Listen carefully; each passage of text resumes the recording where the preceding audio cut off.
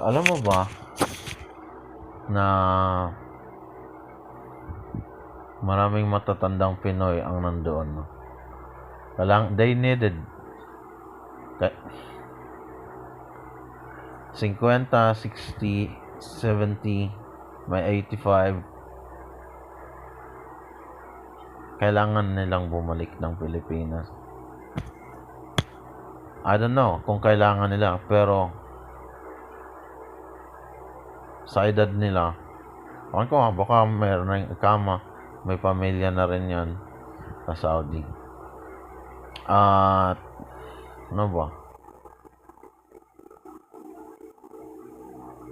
May COVID din kasi, yung COVID-19. Banta ng COVID-19.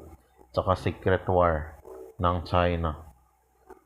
The secret war na supposed to be, meron pang COVID-19, they're traveling everywhere.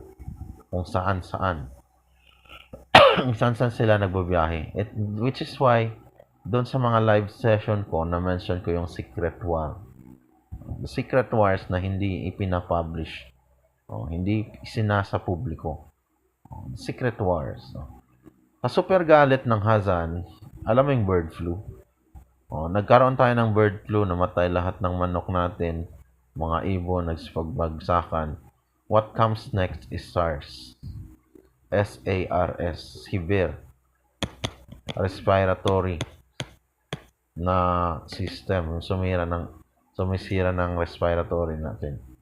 It started with bird flu and then nagkaroon ng SARS. Hasan, I did witness someone. I would rather not consider it as a governor, but he knows. I am watching. He offered a prayer. Nakakatakot pag biohazard at biochemical na. Ito nga yung tinatawag kong secret wars. Kung magkaroon ng bagong virus ang Saudi Arabia, then you should be worried about it. Be wary. Matakot ka because this so-called secret wars. Palihim na pakikipaggera.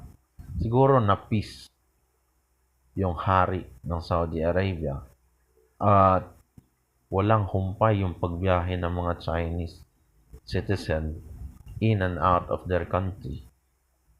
Kaya nagkaroon ng gera. Nakot ako bigla doon kasi baka gumawa sila ng sariling version nila ng COVID-19.